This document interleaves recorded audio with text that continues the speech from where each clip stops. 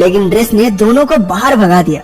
Boss की बेटी नाराज होती है हो जाए, नजारा खराब नहीं होना चाहिए। ड्रेस ने कुछ ही दिनों में सारा काम सीख लिया। वो फिलिप के लिए आई चिट्ठियों को भी उसे पढ़कर सुनाता था, लेकिन कुछ चिट्ठियां ऐसी थी जिन्हें उसे खोलने की इजाजत नहीं थी। इतने काम के बावजूद भी ड्रेस मजे में रहता था। मौका मिलते ही वो मैगलाई से फ्लर्ट जरूर करता। एक सुबह ड्रेस ने फिलिप को कार में घुमाने ले जाना था, लेकिन उसने फिलिप को किसी सामान की तरह पीछे नहीं रखा, बल्कि एक स्पोर्ट्स कार में अपने साथ बैठा लिया। शुरुआत में तो फिलिप को भी ये सही नहीं लगा, लेकिन बाद में वो भी एक्साइटेड हो गया। जब वो बाहर निकले तो एक आदमी ने उनके दरवाजे पर गाड़ी लगा रखी थी। ड्रेस ने बिना वक्त गवाए उस आदमी को कॉलर से पकड़ा और घर के बाहर लगा नो पार्किंग का बोर्ड दिखाया। फिलिप भी उसके इस काम से खूब इम्प्रेस हुआ। फिर दोनों एक म्यूजियम में पहुंचे, जहां फिलिप एक पेंटिंग खरीदने वाला था, लेकिन ड्रेस ने कहा, अंकल सठिया गए क्या? माना अंधा पैसा है, लेकिन ऐसे थोड़ी लुटाना है।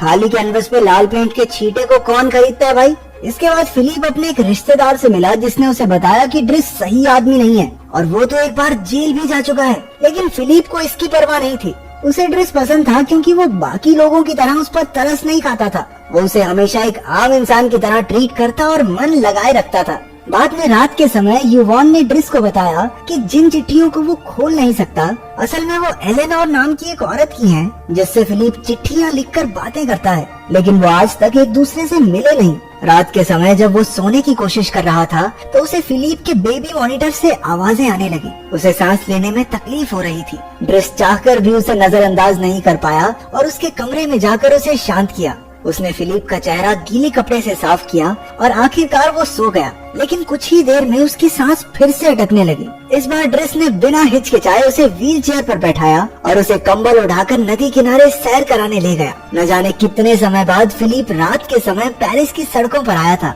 उसने ड्रेस से कहा कि कभी कभी दवाइयों से ज्यादा माहौल दर्द घटाने में कामयाब होता है। जब दर्द एक बार फिर से शुरू हुआ तो ड्रेस ने उसे अपने साथ माल भूगने को कहा। पहले तो फिलिप थोड़ा झिझक रहा था, लेकिन माल भूगने के बाद उसे भी काफी हल्का महसूस हुआ।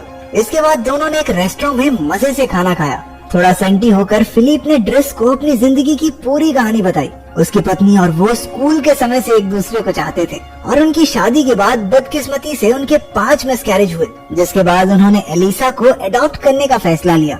फिलिप को तेज रफ्तार के एडवेंचर स्पोर्ट्स का बहुत शौक था और एक दिन पैराग्लाइडिंग करते हुए एक हादसा हो गया, जिसकी वजह से उसकी ये हालत है। उसी हादसे में उसने अपनी पत्नी को भी खो दिया। तभी फिलिप को याद आया कि ड्रेस का 1 महीना पूरा हो चुका है और अब उसकी नौकरी पक्की। लेकिन सबसे पहले उसे वो सोने का अंडा फिलिप को लौटाना होगा, क्योंकि वो उसकी पत्नी ने उसे तोहफे में दिया था। अगले दिन ड्रेस अपनी बहन मीना से मिला और उसे वो अंडा ढूंढने को